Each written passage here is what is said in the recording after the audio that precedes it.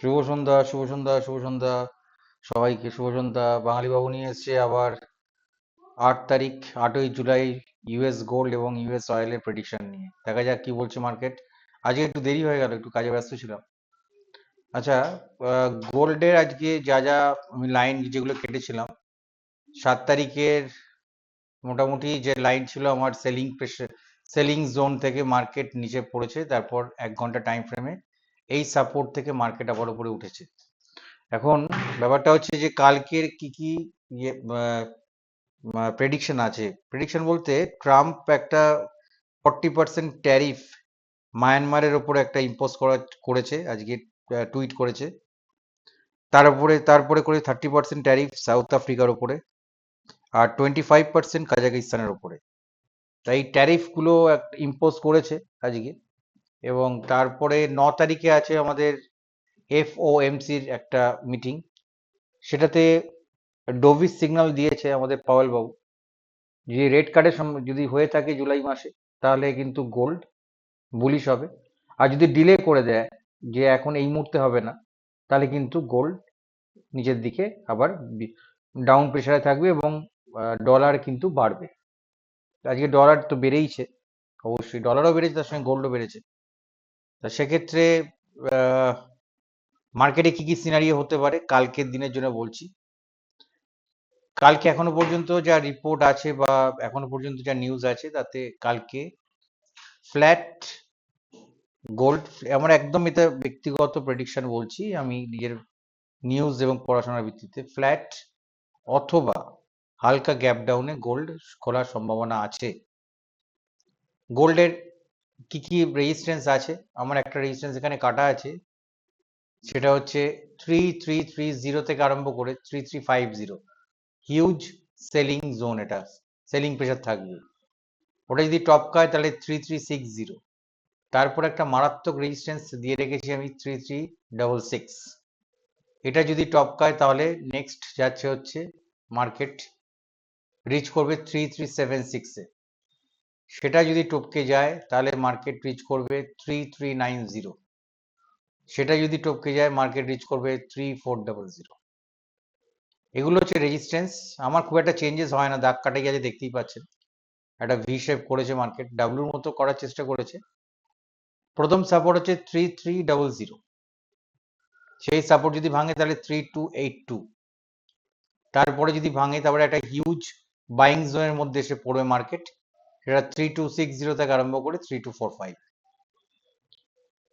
ঠিক আছে, তাহলে কালকে মার্কেট যদি বিয়ারিশে খোলে, মার্কেট ভোলাটাইল থাকবে, কিন্তু এই সাপোর্টটা যদি আবার নিয়ে নেয় মার্কেট কিন্তু আবার উপরে উঠবে। তাহলে এইখান থেকে আরম্ভ করে, অর্থাৎ 3330 থেকে আরম্ভ করে 3300-এর মধ্যে মার্কেট ঘোরাফেরা করার সম্ভাবনা আছে। আর ট্যারিফ যেগুলো বললাম সেগুলো যে ইম্পোজ করেছে, তার এফেক্ট যদি পড়ে তাহলে কিন্তু গোল্ড আবার বাড়তে আরম্ভ করবে। ক্রুড অয়েল চলে আসি। ক্রুড অয়েল আজকে স্ট্রং সেলিং জোন যেটা আমি কেটে রেখেছিলাম, সেখানেই মার্কেট গিয়ে থেমেছে। আর একটু আগে একটা নিউজ এসছে যে গোল্ড ইয়েতে একটা বোমা মেরেছে আমাদের ইয়েতে, কোথায় জানি, ইরানে নয়, সরি, ওটা হচ্ছে ইসরায়েলের উপরে। তা সেই যদি সেটা যদি সত্যি হয় এবং সেই এফেক্টটা যদি পড়ে, তাহলে কিন্তু কালকে ক্রুড অয়েল বাড়ার সম্ভাবনা আছে, গ্যাপ আপে খোলার সম্ভাবনা আছে। তবুও আমি রেজিস্ট্যান্সটা রেখে দিচ্ছি 5816 থেকে আরম্ভ করে একদম যাবে হচ্ছে 5841। যদি টপকায় তাহলে একটা বড় একটা ওপরে যাওয়ার সম্ভাবনা আছে 6021-এ। সেটা যদি টপকে যায় তাহলে যাবে হচ্ছে 6247। ঠিক আছে, এখানে নিউজটা এসেছিল কিছুক্ষণ আগেই।